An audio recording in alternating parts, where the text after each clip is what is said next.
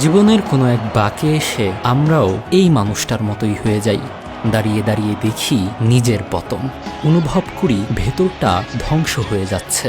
তারপর একদিন চুপচাপ হারিয়ে যাই রাবার দিয়ে মুছে যাওয়া পেন্সিলের দাগের মতো, যার চিহ্ন থাকে কিন্তু কেউ আর পড়ে না, খোঁজ নেয় না।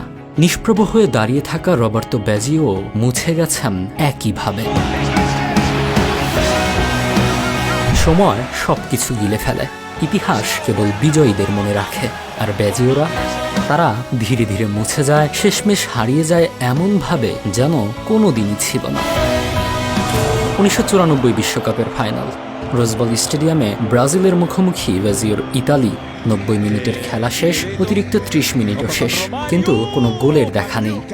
অতঃপর ম্যাচ গড়ালো ফুটবলের সবচেয়ে নিষ্ঠুর পরিণতি, পেনাল্টি শুটআউটের দিকে। শেষ শট নিতে এলেন এক মানুষ যিনি পুরো বিশ্বকাপে ইতালি দলটাকে কাঁধে বয়ে এনেছিলেন।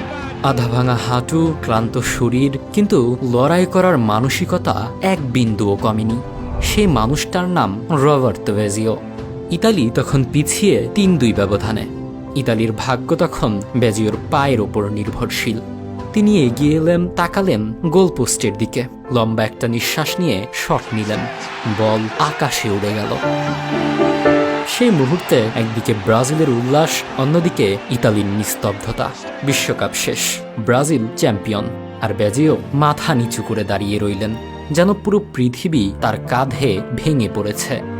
অথচ এই ব্যাজিওই দলকে ফাইনালে তুলেছিলেন তার জাদুকরী নৈপুণ্যে। কিন্তু মানুষ মনে রেখেছে কেবল সে এক মুহূর্ত, একটা মিস করা শট। তারপর ধীরে ধীরে যেন মিলিয়ে যাওয়া চোট, উপেক্ষা, বিস্মৃতির আড়াল। কিন্তু সত্য কি শুধুই এই ব্যর্থতা? ব্যাজিও ফুটবল মাঠে ছিলেন একজন শিল্পী। তার বল কন্ট্রোল, ড্রিবলিং, চোখ ধাঁধানো গোল সবই ছিল স্বপ্নের মতো। 1993 সালে জিতেছিলেন ব্যালন ডি'অর, সিরিয়াতে ছিলেন কিংবদন্তি, কিন্তু ভাগ্য তার প্রতি সদয় ছিল না। চোট, কোচদের অবহেলা, আর শেষ পর্যন্ত 1994-এর সেই মিস করা পেনাল্টি, সব মিলিয়ে তার ক্যারিয়ার যেন এক অসম্পূর্ণ গল্প। 2004 সালে ফুটবলকে বিদায় জানালেন, কিন্তু তার জন্য কোনো জাঁকজমকপূর্ণ বিদায় ছিল না।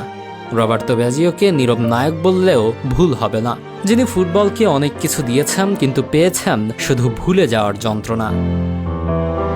ব্যাজিও চলে গেছেন ফুটবল থেকে, ইতিহাসের পাতায় রয়ে গেছে শুধু তার ছেঁড়া দাগ।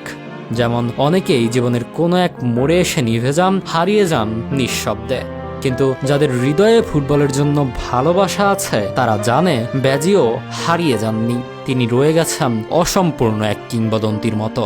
ব্যাজিও সেই নায়ক যিনি হেরে গিয়েও হৃদয়ে থেকে গেছেন, শিখিয়ে গেছেন ফুটবল শুধু ট্রফির নয়, বীরদের, ট্র্যাজেডির, ভালোবাসার খেলা।